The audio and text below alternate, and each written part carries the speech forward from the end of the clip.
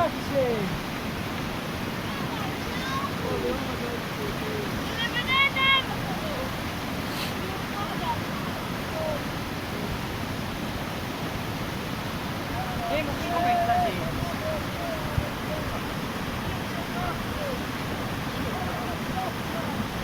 Va bene, Lucione!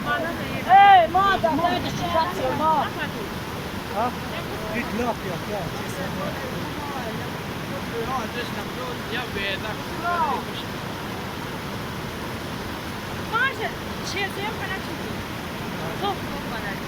Wat gaat er nu?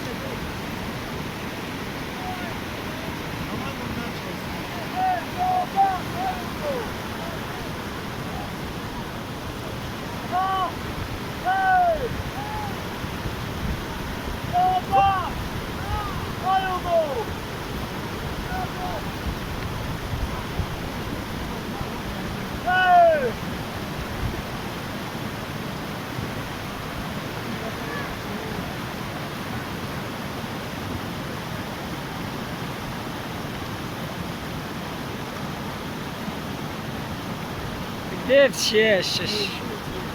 Cześć.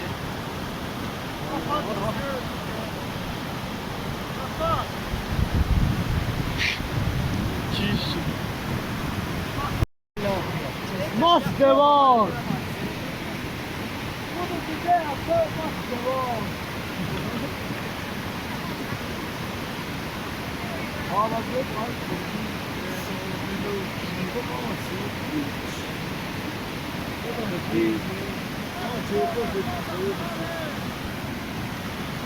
Super!